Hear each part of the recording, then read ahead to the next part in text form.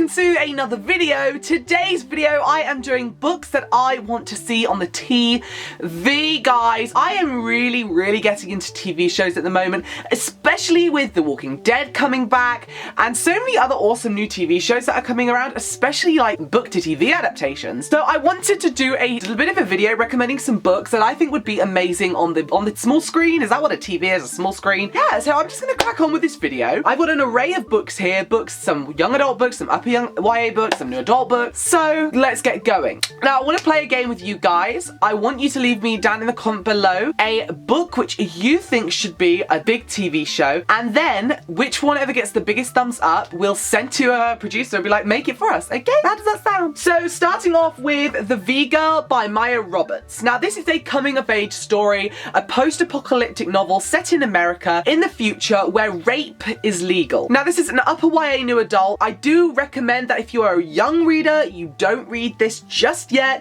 It's got language, it obviously deals with the conversation of rape, and it's quite graphic too, and I think very honest. Now I personally think it's one of the most unique books I've ever read. I've never been moved to a point of feeling disgusted in some scenes. Not that it's really visual, just what our main character has to think about and her thought process and how she has to go about living her life. Basically about our main character, and she basically wants to tactically lose her virginity before the soldiers come into her town and take it from her by force. Now being a girl with virginity, you go through this thing called recruitment when these soldiers come in and they basically take your virginity in a very forceful, horrible, disgusting way. Now in this story we have our character who is trying to not only protect herself, protect her family, and trying to understand her own feelings about sex and relationship. Now it is such a suspenseful read and it happens in installments almost when you're reading it, so I really think this could really work well with episodes, especially because you're introduced to different characters and different parts of this place in America where they live. I think it would be really good on the TV show, especially for us adults who want to have like a really touching read, but also with suspense.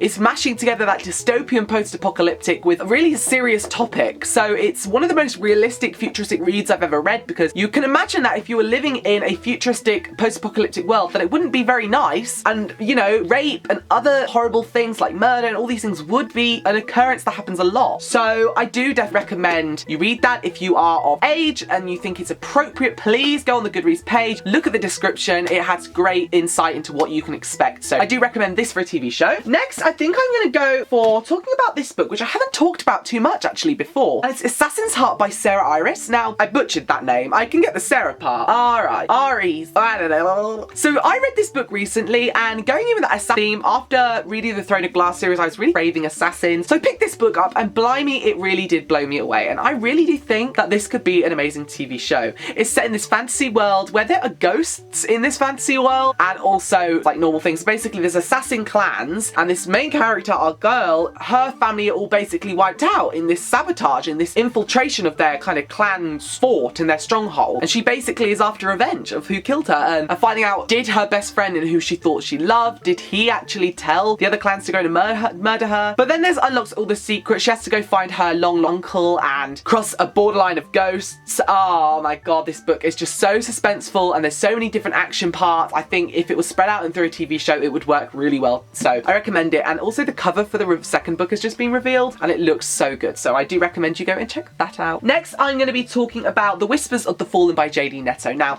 The Whispers of the Fallen is a high fantasy series, and with the whole production of Game of Thrones, I really think this book would do really well. Not that it's like Game of Thrones, it's completely different as a fantasy read. This is all about what angels and demons, Lucifer the creator, it's all about what would happen if Lucifer's diary was found, and in this book, his diary is found.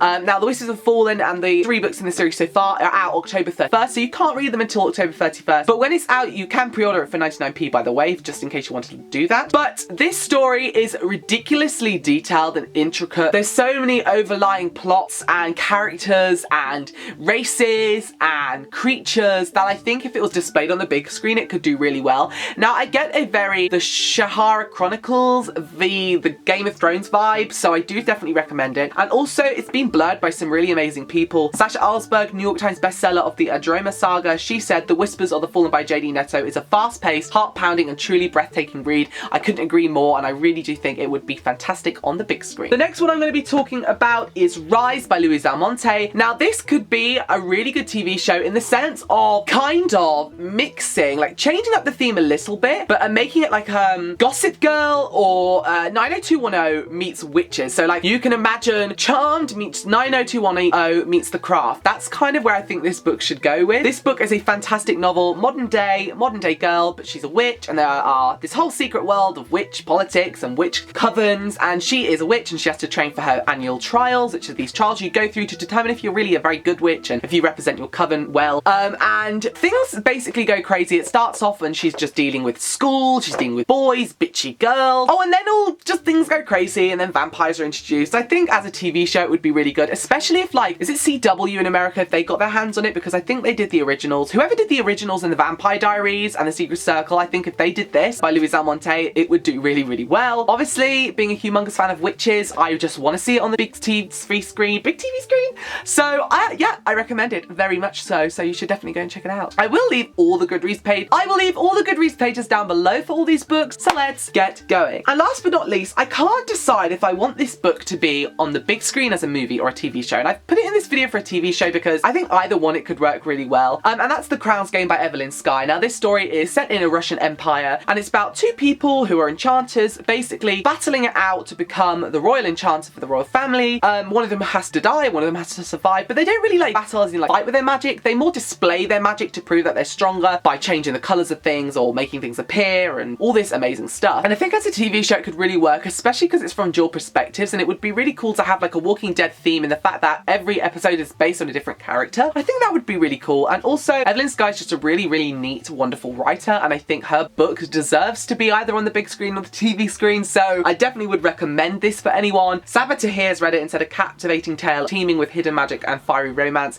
It is so true. I love fiery romance and I really loved the romance in this book, so obviously that would play on really well in a TV show, especially if all the episodes were from different perspectives. You'd see the romance from different perspectives, and especially when you read this book you understand that the romance isn't as simple as any other romance we've read in teen books. Like they're best friends, they love that person likes that person likes that person, but they're best friends and they're rivals and and there's tension between them. Oh my god, it was so epic. So I think as a TV show it'll do fantastically. So yeah, they're all the books that I'm kind of recommending for TV shows. I would love to see them on the TV show. Please, people, production teams, please watch this, please take note, please read these books and turn them into a show, please, and don't cancel them after season 1. Give me like 3 seasons to really submerge myself in. Thank you so much.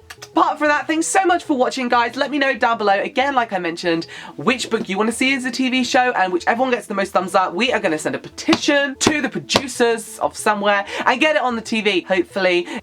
Let's see if we can get this video to 400 thumbs up. Thanks so much for watching. I'll see you all again, Tomies. Bye-bye!